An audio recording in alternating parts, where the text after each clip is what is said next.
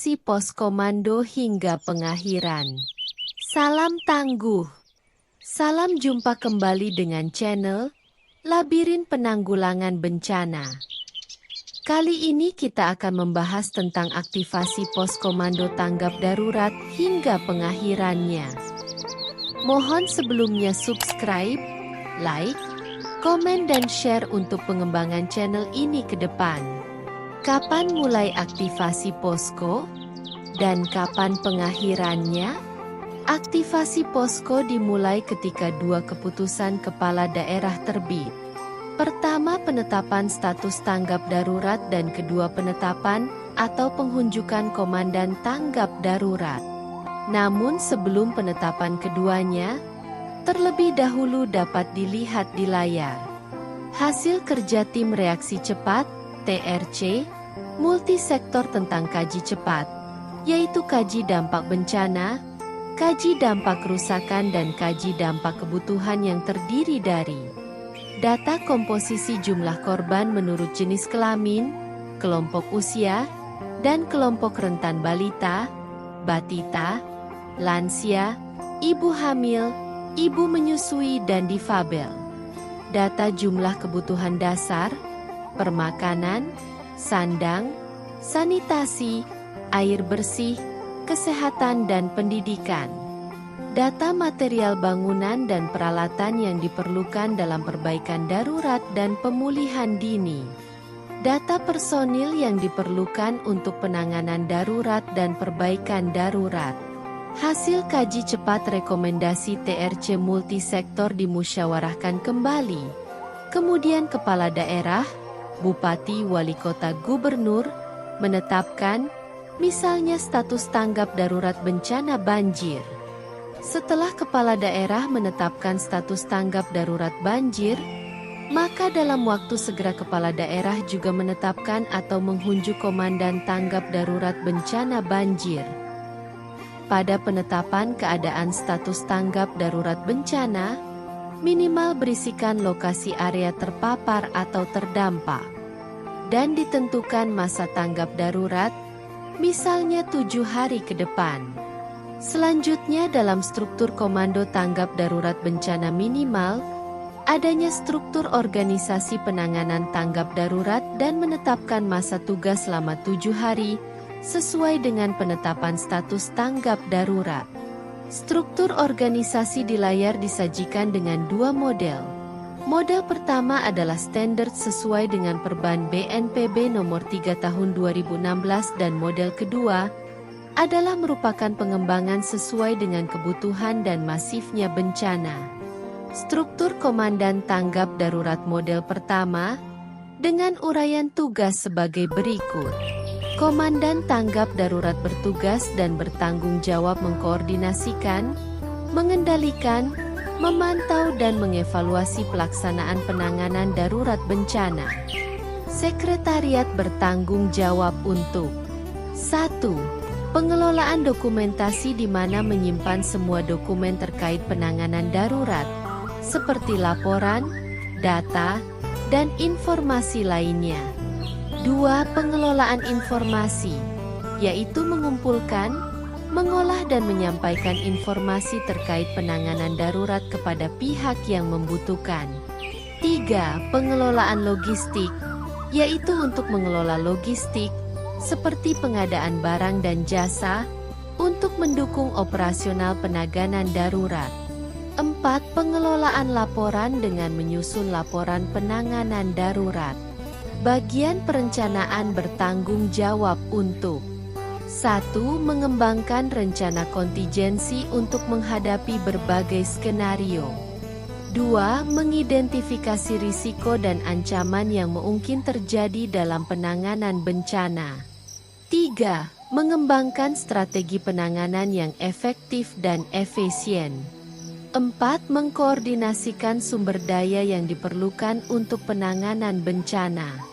Bagian data, informasi dan humas bertanggung jawab untuk 1. Pengumpulan dan pengolahan data, seperti data korban, kerusakan infrastruktur dan lain-lain. 2. Penyebaran informasi kepada masyarakat, media, dan pihak lain yang terkait. 3. Manajemen komunikasi dengan mengelola komunikasi antara tim penanganan bencana, masyarakat, dan pihak lainnya.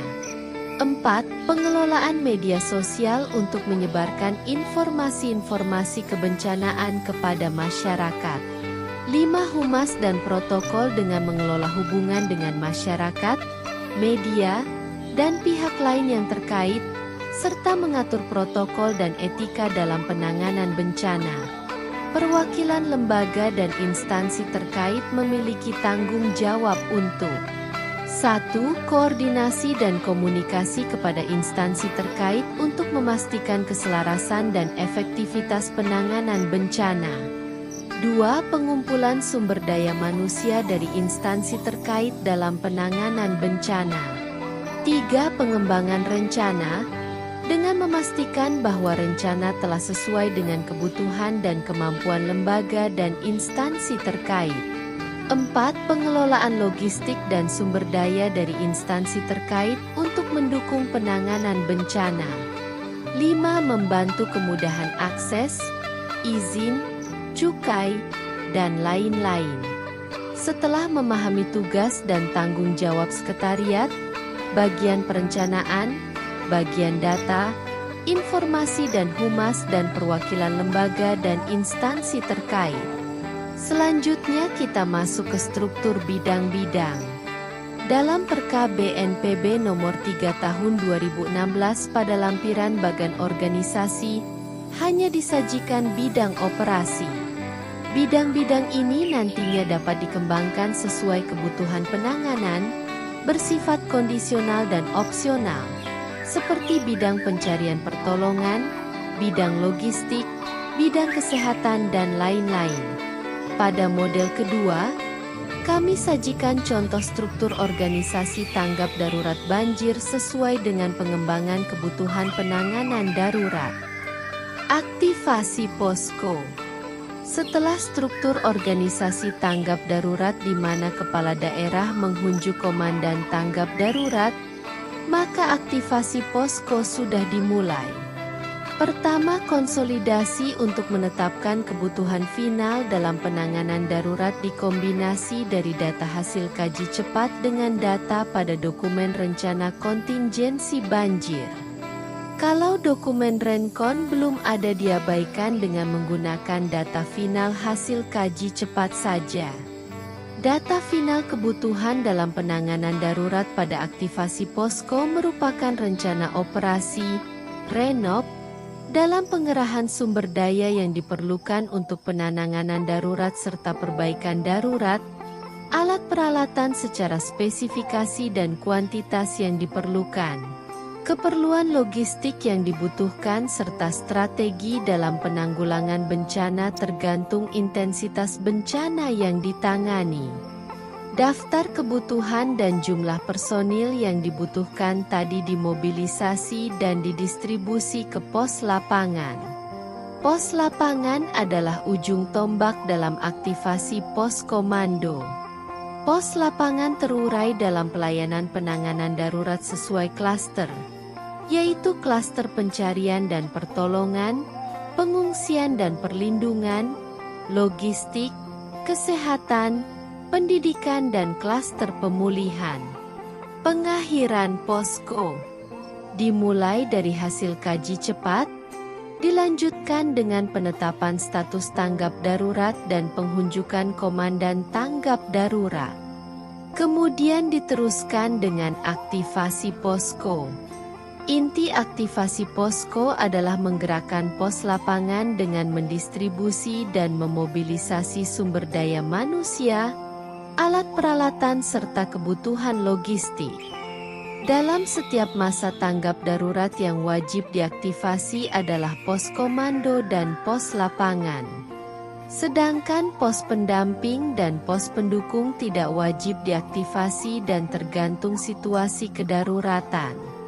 Setelah 7 hari masa tanggap darurat, maka kepala daerah juga membuat keputusan tentang pengakhiran status darurat dan memberhentikan tugas-tugas komandan tanggap darurat. Demikian pembelajaran kita kali ini, semoga bermanfaat. Salam tangguh. Siap untuk selamat. Dasar Hukum 1. Undang-Undang Nomor 24 Tahun 2007 tentang Penanggulangan Bencana. 2. Peraturan Pemerintah Nomor 21 Tahun 2008 tentang penyelenggaraan penanggulangan bencana. 3. Perka BNPB Nomor 9 Tahun 2008 tentang prosedur tetap TRC BNPB penugasan TRC untuk kaji cepat. 4. Juklah Kepala BNPB Nomor 4 Tahun 2023 tentang penilaian awal. 5. Juklah Kepala BNPB Nomor 6 Tahun 2023 tentang penilaian perkembangan penanganan darurat bencana.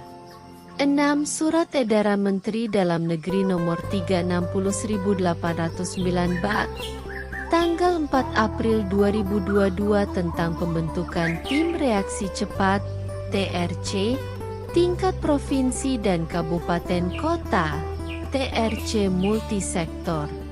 7. Surat Keputusan Kepala BNPB Nomor 308 Tahun 2024